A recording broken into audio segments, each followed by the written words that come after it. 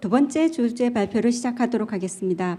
부산 청년과 청년 공간 활용에 관한 연구라는 주제로 부산 청년들의 정서원 대표님의 발표가 있겠습니다. 큰 박수로 맞이해 주십시오. 네, 안녕하세요. 정서원입니다. 앞서 떨린다고 했더니 얘기를 해주셨는데 시간이 많지 않아서 하고 싶은 말은 많은데 너무 빨리 하거나 시간을 넘겨버릴까 봐 걱정이 돼가지고 긴장이 됐는데요. 먼저 이제 시작해 보겠습니다. 네, 저는 그 사단법인 부산 청년들 정서원 대표 정서원이라고 하고요. 발표에 앞서서 공간에 대한 이야기들을 오늘 좀 해보고자 합니다. 근데 저희가 그 이야기들을 하기에 앞서서 개인적인 좀 생각을 좀 이야기를 해보면 저는 이제 청년 이행기에 가장 필요한 게 뭐냐라고 하는 질문을 하면 사회적 관계망이라고 답을 많이 했는데요. 이것은 그 관계와 지지가 중요하다라고 하는 말이기도 합니다. 이건 개인적인 경험이기도 하고 그리고 그다음에 제가 지금 담당하고 있는 일들을 통해 느끼고 있는 것인데요. 저는 지금 4년 동안 부산 청년도전 지원사업 참여자들을 만나고 있습니다. 이 사업의 참여 대상은 니트, 구직단념 청년이라고 불리는 6개월 이상 장기 미취업 청년들인데요. 이 사업은 짧게는 1개월, 길게는 5개월 과정 동안 수당을 받고 그다음에 강의 워크숍 등의 프로그램에 참여하고 상담 등의 지원이 이루어지는 사업입니다. 근데 현장에서 이 이야기를 들어보면 되게 의외인 지점은 상담과 더불어서 일정 기간 동안 지속적으로 사람과 사회와 연결되어 있다, 내가 연결될 수 있다라고 하는 지점에서 만족감과 효능감이 굉장히 높았는데요. 저는 이 지점이 현재 부산 청년 정책이 유의미하게 살펴봐야 된다라고 하는 지점이라고 생각을 합니다.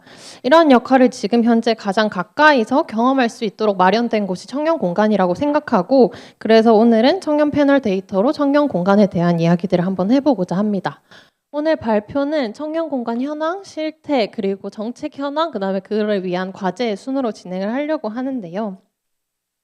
먼저 청년 공간입니다. 청년 공간을 이야기하는데 제가 2022년도에 청년정책 다시 쓰기 토론회를 진행할 때 가지고 왔던 내용을 가지고 왔습니다. 이 내용은 21년도에 참여한 청년정책 네트워크에 참여한 공간을 고민하는 분들의 이야기였는데요.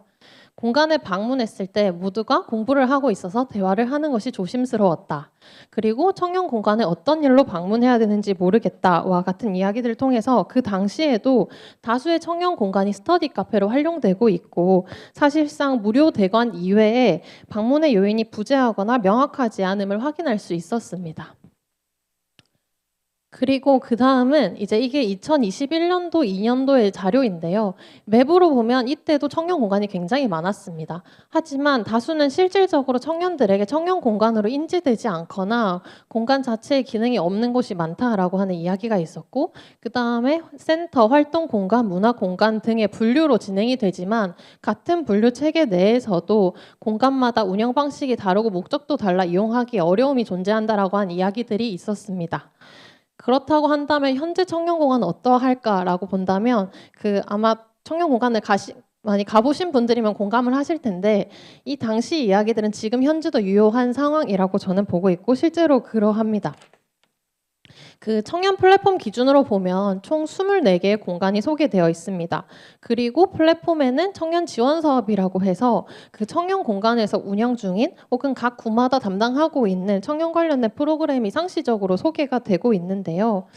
플랫폼에서 공간 소개를 보면 활동 공간, 취참목 공간, 그다음에 문화 공간 등의 분류로 나뉘어져 있고 그리고 각 공간별로 사업이 진행되지만 사실 한 2개, 3개 정도의 카테고리만 살펴보시면 입주 지원, 무료 대관과 같은 공간 제공이거나 원데이 클래스 혹은 단건의 프로그램 위주로 공간이 운영되고 있는 것들을 확인하실 수 있습니다. 그럼 여기서 제가 생각했을 때 청년 공간은 어떤 역할과 기능을 해야 되는 건가 조금 생각이 드시는 분들이 있으실 텐데요. 청년 정책이라고 하는 새로운 정책 분야가 등장함에 따라서 새로운 집행구조 전달 체계가 필요함이 이야기가 되었고 그에 따라 공간이 제한되었습니다. 그래서 저는 청년 공간에는 청년들이 공간에 갔을 때 매니저와 상시 소통할 수 있고 상담을 받을 수 있고 이를 통해서 정책으로 연결될 수 있고 그다음에 관계 형성이 이루어질 수 있는 정책적 기능이 존재하는 공간이라고 보고 있는데요. 보통 이 경우에는 이제 서울의 사례를 많이 이야기합니다.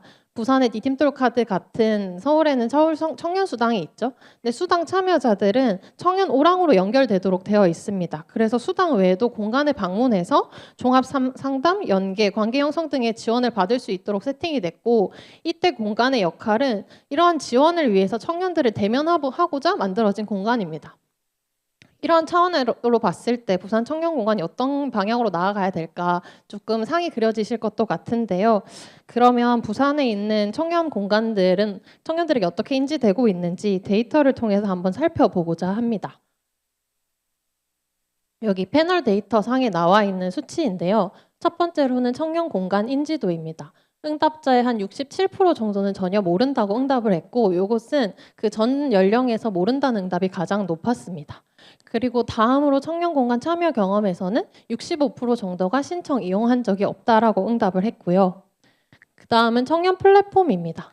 플랫폼은 이제 청년 정책들이 모두 모아져 있는 공간이잖아요. 온라인 공간. 여기에서도 응답은 비슷합니다. 65.5%는 전혀 모른다고 응답을 했고 이용 경험도 56.9%, 한 57% 정도 되는 청년들이 이용한 적이 없다라고 이야기들을 했습니다. 저는 여기서 조금 유의미하게 혹은 재밌다, 왜 그럴까라고 봤던 지점들은 여기에 보이는 대학 재학 중인 청년들의 모른다라고 하는 응답이 가장 높았던 부분입니다. 고등학교 졸업 이상 정도는 추측을 한번 해봤었는데 대학은 왜 이렇게 높게 나올까라고 생각을 해봤는데요. 왜냐하면 지금 현재 그 부산시 청년 정책을 보면 대학 지원 사업이 다수 마련되어 있습니다. 그래서 대학생 대상 사업들이 사실 많은데 많음에도 불구하고 왜 인지도가 가장 낮을까라고 생각을 하면은 사실 우리가 보통 청년 공간의 인지도와 참여 경험이 낮다고 하면 홍보 문제를 얘기를 많이 합니다. 근데 이러한 지점들을 살펴봤을 때 다른 이유가 존재하지 않을까라고 하는 생각이 들었고 그래서 이런 것들을 확인하기 위해서 원래 공간이 만들어졌던 목적인 정책 현황을 먼저 살펴보기로 했습니다. 그래서 부산시 청년 정책 현황을 살펴봤고요. 이야기들을 해보면 23년과 24년 가장 달라진 지점은 연령이 확대되었다라고 하는 지점입니다.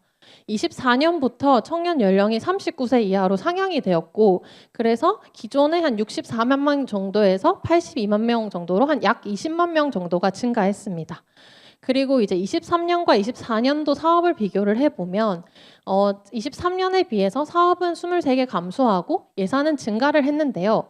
딱 요 문장만 놓고 보면 기존의 부산시 청년정책의 문제 해결력이 낮은 이유로 사업은 많은데 각 사업별로 규모가 작다. 그래서 실제 문제 해결력이 낮았다라고 하는 이야기들이 반영되어서 조금 어느 정도 개선이 되었다라고 보여지긴 하는데 사실 사업을 살펴보면 지금 숫자가 줄었지만 제가 이 사업들의 시행 계획을 보고 비교를 다 해봤었거든요. 근데 합쳐진 사업들도 있어서 수가 과연 줄었는가는 잘 모르겠습니다. 그리고 예산은 그 국비보다는 시비를 중심으로 보는 게 중요한데요. 사실 시비를 보면 그 이번에 국비 매칭을 위해서 반영된 시비, 그러니까 교육이 높아진 것을 제외하고는 사실 일자리, 그다음에 복지문화 참여 권리, 주요한 분야의 예산들은 사실 줄었습니다. 이 수치를 보면 인구는 증가했고 그런데 예산은 거의 비슷하거나 줄어든 수준이라고 하면 사실상 청년 정책은 좀 줄어든 것이 아닌가라고 보여지는데요. 제가 청년 플랫폼 공간 인지도를 살펴보고자 이 시행 계획을 조금 더 다른 방식으로 한번 뜯어보았습니다. 어떻게 보았냐면 그 정책 운영 방식에 따른 인지도 접근성 차이를 보기 위해서 연결 방법과 지원 형태로 나뉘어서 보았고요. 다음은 정책 대상자에 따른 인지도 접근성 차이를 보기 위해서 대상을 구분해서 다시 봤습니다. 다시 설명을 하면 연결 방법은 청년 연결, 간접 연결, 기타 연결입니다. 청년 연결은 청년들이 직접 공모를 확인하고 신청하는 사업이고요. 간접은 대학, 기업 등을 연계하거나 집행 구조를 활용해서 우회적으로 지원하는 사업입니다. 그리고 기타는 이제 행사, 공간 등 불특정 다수에 개방된 사업으로 분류를 했고요. 다음 지원 형태로는 직접 지원, 간접 지원으로 나눴는데 직접 지원은 말 그대로 직접적으로 지원을 하는 사업이고 간접 지원은 대학, 기업 등을 지원하고 산업 인프라 구축 관련된 사업 혹은 낙수 효과를 기대하는 사업 정도로 분류를 했습니다. 대상은 아래와 같이 분류를 했습니다. 먼저 간접 연결 방법과 직접 연결 사업과 간접 연결 사업을 나눠 보면 간접 연결해서 하는 사업이 전체 예산의 약 41%를 차지를 했습니다. 46%를 차지했습니다. 지원 비중이 꽤 높은데요. 저희가 그 간접 연결로 분류한 사업 예를 옆에다가 적어두었는데 링크 리스 같이 대학 체질 개선 사업이라든지 글로컬과 같이 장기 준비 단계에 있는 사업, 그리고 공학 인재 양성 등 특정 학교 학생을 대상으로 하는 사업들, 이런 사업들을 분류를 했습니다. 그런데 여기서 보면 그 재학 중인 학교를 통해서 정책 수혜자가 되는 경우가 굉장히 많았는데요. 이렇기 때문에 아까 앞서 보셨다시피 대학 재학 중인 상태의 청년들이 청년 플랫폼 인지도가 낮은 게 여기서 설명이 됩니다.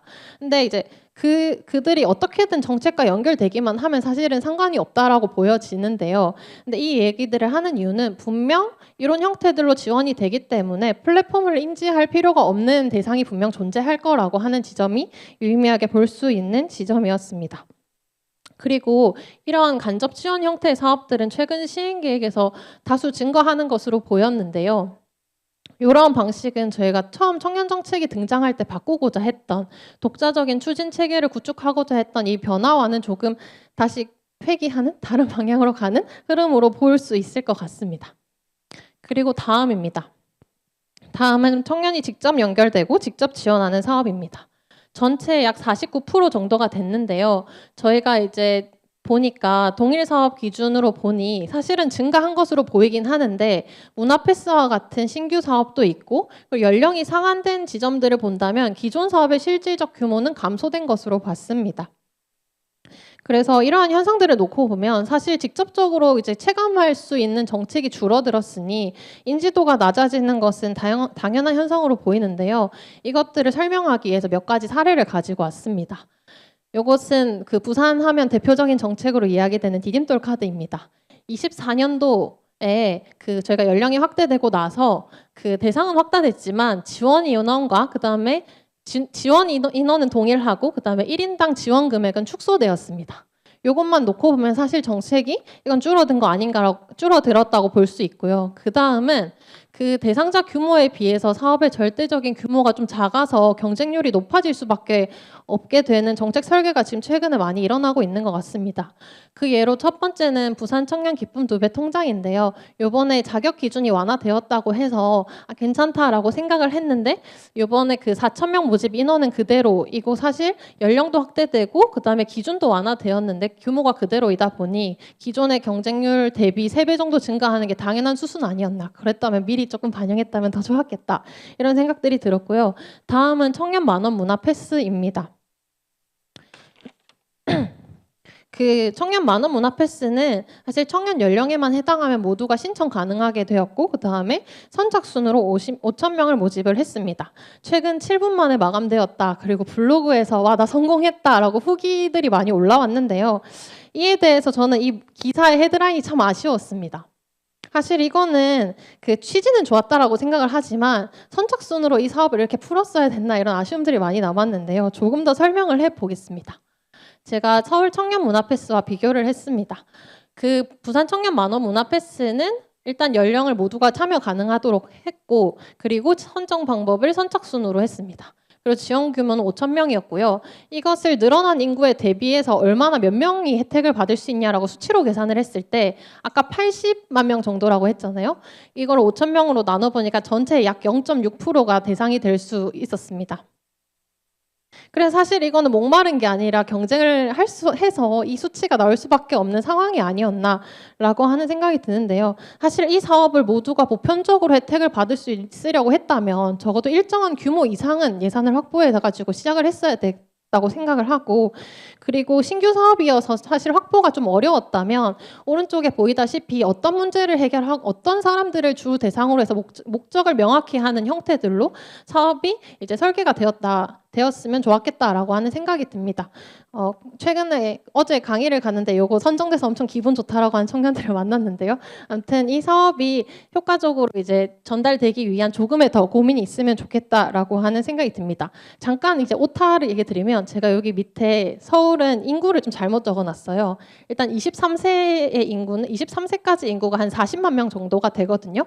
그러면 전체의 약 한 6% 정도가 받을 수 있어요. 근데 물론 이건 중위소득을 반영하지 않은 많은 수치입니다. 중위소득을 반영하면 조금 더 높은 수치로 올라갔겠죠.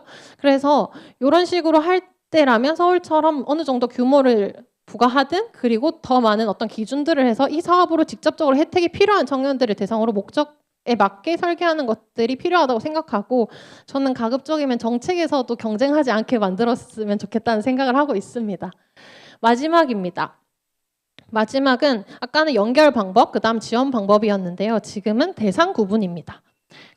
시간이 지났죠? 빠르게 하겠습니다. 네, 부산시 청년 정책에서 예산이 가장 많은 사업이 링크 리스 순으로 청년 체감도가 많지 않겠다라고 보여진 사업이었는데요. 되게 흥미로운 일이 있었습니다. 오늘 왔는데 다들 가지고 계시죠? 슬기로운 청년 정책 생활이라고 하는 브로셔를 봤는데 저희가 이 대상 구분을 할 때 사실 분류하기 굉장히 어려웠거든요.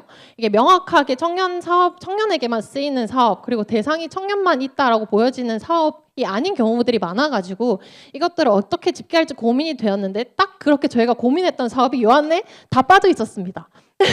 그래서 보니까 저희가 전체 98개 사업 중에 72개가 여기 들어가 있고요. 26개가 들어가 있지 않습니다. 그런데 예산을 보니까요. 여기는 26개가 미반영되어 있는데 그 26개 미반영된 사업의 예산이 49.4%였습니다. 굉장히 많은 수치를 차지하죠. 그래서 저는 이제 이게 청년에게 100% 쓰여지는 것들이 아니고 좀 불분명한 사업인데 청년 정책 안으로 들어와가지고 사실 문서랑 청년들이 체감하는 게 완전 달라질 수밖에 없는 상황. 이거 어떻게 바꿔보지? 그럼 부산시의 어떤 청년 정책의 개념이나 목적 같은 것들을 다시 논의해볼 필요가 있지 않을까? 근데 여기서 이미 잘 갈라주셔서 가능성이 있을 것 같다. 잘 갈라주실 수 있을 것 같다. 이런 생각이 들어가지고 조금 기분이 좋았습니다. 네, 그리고 여기 아래는요. 사실 부산시 자체적으로 어떤 전략을 갖기에는 굉장히 지금 사업 시비 비중이 낮습니다. 그래서 장기적으로 부산시 자체적으로 청년 정책을 고도화하려면 예산이 충분히 확보돼야 되지 않나 이런 생각들을 했고요. 이제 마지막 그래서 개선 과제입니다. 청년 정책에서 청년센터 공간 플랫폼이 주요하게 다뤄진 것은 청년 정책이라고 하는 새로운 시도를 위한 독자적인 추진 체계를 구축하기 위함이었습니다. 이 말은 부산시 청년 정책이 온전히 존재해야지 플랫폼 공간 등이 청년 정책으로 별도로 만들어진 것의 이유가 명확해진다라고 하는 얘기입니다. 제가 계속 공간 얘기하다 이 순서를 두 번째 걸 바꿔놨는데요. 정책이 제대로 작동이 되어야 공간들도 역할을 할 수 있는 것들이 생깁니다. 앞서 얘기했다시피 간접 연결이 증가하고 직접 지원이 감소하는 것은 인지도가 낮아질 수밖에 없는 상황들이 만들어지고 있다고 봤고, 그리고 청년 지원을 강화한다는 목적으로 연령이 확대가 되었는데 사실상 규모도 줄었고 늘어난 연령에 대한 신규 정책은 사실 보기 어려웠습니다. 이건 왜 늘었나, 누가 책임지고 있나, 이 연령 확대에 대한 것들을 결국 경쟁력만 높아진 청년들만 피보는 거 아닌가 뭐 이런 푸념을 해보기도 하는데요. 그래서 이제 사실 정책 대폭 확대되었다고 문서에는 드러나지만 이것들이 사실상 현장과 너무 다른 문제, 이런 것들 조정할 필요가 있다고 생각하고, 그리고 예산 대부분이 국비에 지금 의존하고 있는 상황이어서 부산시 자체 전략 갖추기 너무 어렵다, 이런 것들이 앞서 본 문제 지점이었습니다. 그래서 이제 부산 청년들은 이걸 모르는 게 아니라 알아야 될 이유가 부족하거나 알 수 있는 방법, 정책이 없으니까 모를 수 있는 가능성에 놓여져 있지 않나라고 저희는 생각을 했고요. 그래서 부산시 자체 공간 플랫폼의 어떤 역할과 기능도 자연스럽게 상실되고 있다고 봤습니다. 제가 앞서서 청년도전 사업 참여자들 만났다고 얘기를 했잖아요. 근데 그 사업의 만족도는 굉장히 높습니다. 이 사업 끝나고 나서 내가 내 스스로 다시 취업 준비를 해봐야지, 사람들을 만나봐야지 하는 사람들이 많은데 너무 안타까운 것은 지금 연결할 곳이 없습니다. 어떤 청년 공간과 센터도 연결할 곳이 없어요. 근데 저는 이렇게 등장했던 청년들을 잘 잡고 연결해서 뭔가 할 수 있도록 부산시가 잘 지원을 했으면 좋겠는데, 그래서 제가 공간도 운영을 했었는데 그것들이 지금 이루어지지 않아서 너무 아쉽고, 그렇지만 여전히 부산에는 청년 공간이 운영되고 있고 거점 청년센터도 있다 보니까 이들이 연결될 수 있는 현장이 될수록 우리 같이 고민한다면 이뤄낼 수 있을 거라고 하는 생각이 들었습니다. 그리고 이제 사실 공간들이 역할을 제대로 못하다 보니 사실 행정은 청년들을 대면할 수 있는 현장이거든요. 그리고 청년들은 정책과 직접적으로 연결될 수 있는 장이기도 합니다. 근데 이런 현장에서 제대로 마주하지 못하다 보니까 최근에 부산 청년센터에서 발행했던 콘텐츠 중에 되게 이런 거는 올리면 안 될 것 같은데 하는 지점이 있었는데, 니트족을 아시나요? 왜 니트족이 되는 걸까요? 라고 하는 콘텐츠는 제가 보기엔 청년센터가 그런 입장이 내비치는 그 콘텐츠는 보이면 안 됐다라고 하는 생각이 들었습니다.